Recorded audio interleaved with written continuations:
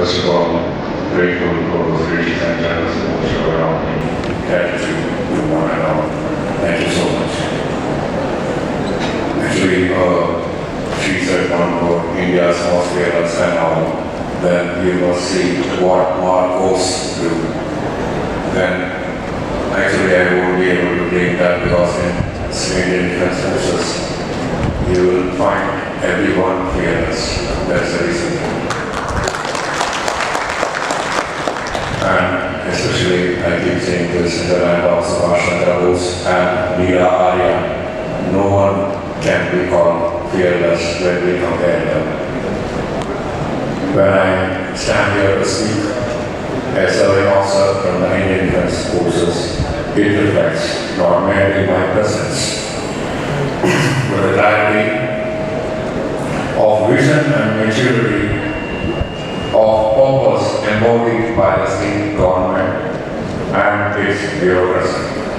I extend my profound gratitude for the spirit of foresight and for the visionary disposition that made this event possible. When Mr. Pradeep Prabhakaran first called me up, actually I was uncertain whether I would be able to be present here, but when Col Sanjeev Nair, the CEO of Technobar, called on me, I could not but accept. In Defense Forces, the wish of the senior is not a request, it's a command, and it will be followed as such. But thank you, Pradeep and Col Sanjeev sir, for this great evening. It's an honor. I studied about Huddle Global, and I realized one thing: incubators, like Kerala Startup Mission, is breathing new life into the very bloodstream of Kerala. Deepest gratitude for your efforts in building Kerala. Thank you, organizers of Huddle Global. You all are simply wonderful. Thank you. When we speak about leadership, innovation, and resilience, let me remind you the law of the edge. Difference between two equally talented teams is leadership.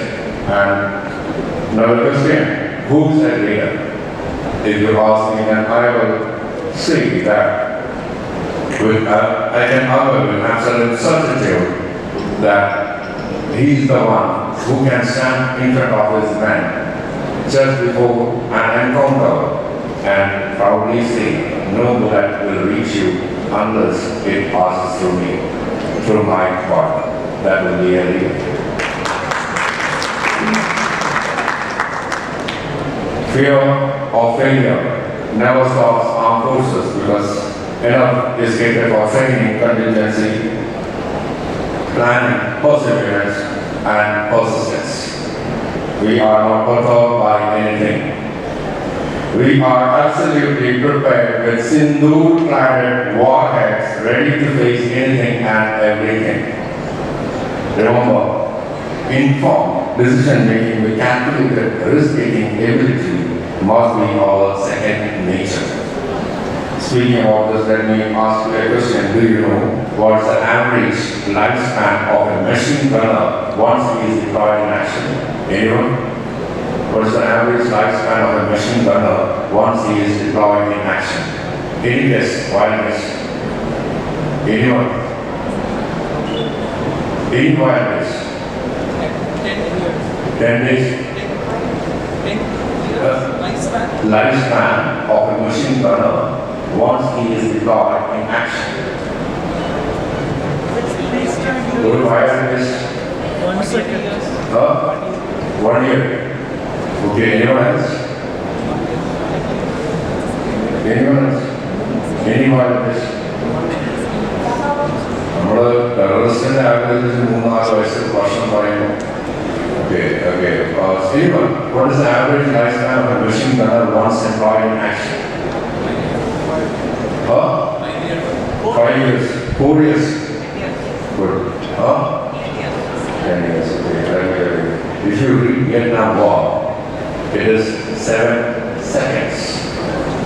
And if you go to World War II, it is 30 seconds. Right? So, Obviously, academically, these figures can be challenged because these are anecdotes and biographies, but we are okay with it. We have accepted it is what it is. So, here we must confront a quiet and enduring testing. Are we willing to the fullest for this nation? Have we contributed enough to this nation? Are we satisfied with what we are doing? If not, rise up. Personally, I always say one thing. If you are born poor, then it is not your mistake. But if you die poor, it is criminal and it is entirely your mistake. But here is a rider. It's not the responsibility of government to be curious. No. With this rising AI and everything, government won't be able to give you jobs. Here, it is us who must create jobs and help government and the society. So here comes the importance of MSMEs. Remember, don't beg for a seat when you can build your own farm. Someone might ask what right you got to say all these. Personally, let me tell you one thing. Recently, my father, after I'm from this area, he wanted to do something. So he said, I will buy an auto rickshaw and give job to at least one guy. He bought it. Now the challenge, he was not able to find a driver. So after so long search, he could find one driver and he landed. Now, at that time I heard a comedy show in that. And then I realized what Kerala is facing today. Basically, we are facing three problems in the job sector. First one, there are no jobs. Second one, we are not able to find a suitable candidate for the job. Third one, finally, if we find one, then we realize that he doesn't know the job. But I don't call them more question. Jolly kittanilla, jolly garne kittanilla, eduthu vechana pani aayikilla. This is what we are facing today. So, attracting, retaining, and developing talent is actually a real challenge. For that, we need to cultivate a generation with will to work hard and gratitude in heart. When I speak about government, we are from an apolitical institution. But let me ask you one thing. Do you need politics? What is your opinion as citizens? Do you need politics or not? I would like to interact rather than someone. I don't believe in someone. So, you need politics or not? Yes? No? Anyone saying no? You don't need politics. Anyone? Yes, okay. Thank you. That we must take decisions. That is the greatest quality, and we must be able to accept the responsibility of our decisions. Great. But let me tell you, I will quote Vladimir Lenin here. If you don't interfere in politics, then politics will interfere in your life. So it is better that you get involved in politics. So we were speaking about the business, and reminds me of a speech I gave to the management students last month in Cochin. So it was a question and answer session, and one guy raised his hand. He started asking a question. He asked. He started like this. So if you know, the main aim of a business is to make profit. I felt like I should intervene there, and I corrected him. Listen, boy. I know your book says that. I know it is written like that, but you need to add a word there. I said, read it like, aim of the business is to make ethical profit. If you don't read like that today, then tomorrow you will land up in trouble. Yes, we must develop ethical organizational concept and help environmental sustainability while doing business. Someone might ask, how can you say what experience you got? Yes, obviously. Let me tell you, I belong to an organization which stands unparalleled in its mastery over strategic management, environmental management, and its success in public relationship management. This organization is an excellent platform where Henry Fayol's 14 principles are beautifully tailored with thread builders contingency theory.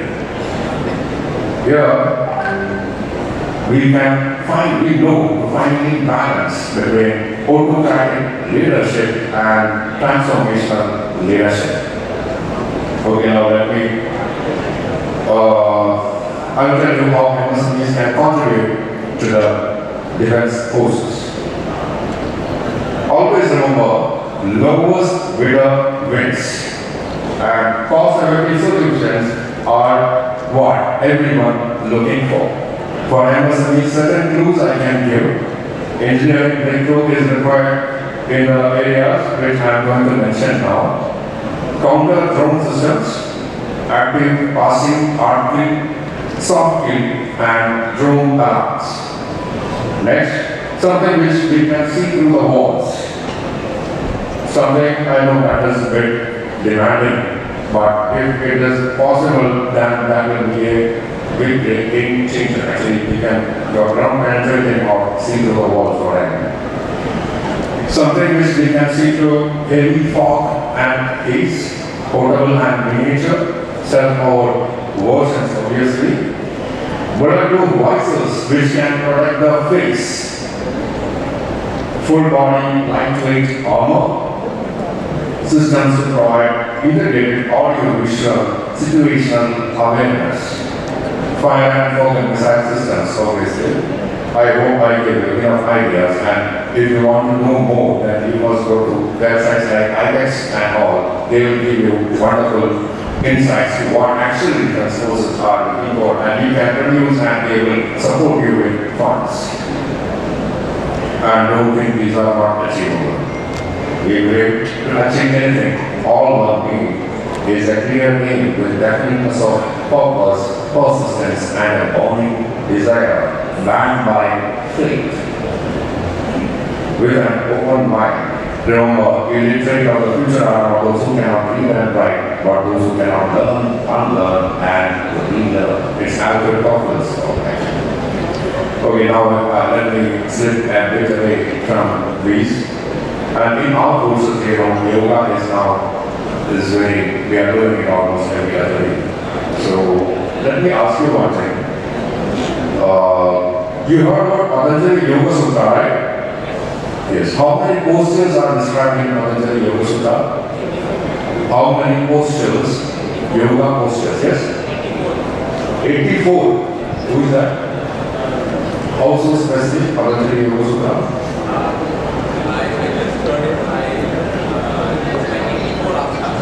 84 asanas. Okay, postures are saying basically in Patanjali Yoga Sutra. Anyone else? Any takers? How many postures in Patanjali Yoga Sutra? There are almost 196, 197 poses in that. So in Patanjali Yoga Sutra, how many yoga postures? Anyone else? Anyone? Just a hand raise. 100? Okay. 84 you said, no? 84 basic, and then I think recently then after medical that and was made up to like it's a way remember and if I say 126 or maybe 126. There are 126 stands on, if I'm not wrong. 126, 195 and 196. There are certain portions where 195 and certain 196 is there. And okay, you are something confusing with something else it seems. Okay, anyone else? No papers? I know, in your mind there is a digit, but you don't want to say it loud. There's no problem, because there are 0 asanas in Patanjali Yoga Sutra. Okay? So, the problem is, Srinam Sugam Asana and all it is written. Even the second stanza, you must be remembering that Yoga Chitta Yoga. What I am saying is, let me tell you, our mind is like a monkey. In silence, you will find your true potential. This is a book which was written 200 years, but that is 200 BC in India. Remember, this Bharat is rich in everything. It can be in any dimension of human need. Explore Bharat, look back, look deep. You will find everything what you need. When you invest in Bharat, Bharat will give you back everything in multiples. That is the beauty of Bharat. And last but not the least, please listen carefully. It must be, you will like philosophical, but understand the spirit of it. The ladies, it is a time, let us deliver Kerala from the long stupor of complacent comfort and turn our gaze away from the shadow of the pot-bellied, ornamental Mahabali of convenience. Let us instead reclaim the legacy of the true value, sinew, steadfast, and discipline, a sovereign of iron will and unheeding virtue, whose strength was found not in indulgence, but in fortitude, prudence, temperance, and justice. In his name, let us cast off our inertia, rise from slumber, and forge a Kerala worthy of its ancient promise. Let us make Kerala great again, not by memory, but by mind, mentality, and movement. Remember, യോഗീശ്വരനായ ശ്രീകൃഷ്ണന്റെ നിർദ്ദേശം അനുസരിച്ച് വീണ്ടെടുത്ത് പോരാടുന്ന ആപ്തൻ ആവണം മാനവീയതയുടെ ആവശ്യം. അലസതയും പകർന്നതിന്റെയും നമ്മളുടെ തലമുറയെ വലിച്ചെറിയണം. Let us try and live a life operated out of love, oneness, and connection, all things both seen and unseen. After all, both fear and faith both demand that we must believe in something which we cannot see. Let us learn to tune into the frequency of love and gratitude. Let me hereby conclude. Let me remind you the words of Swami Vivekananda. You will be nearer to heaven through football than through the study of Gita. Profound, deep. Think about it, mull over it. You will realize so many things. Thank you so much. Jai Hind.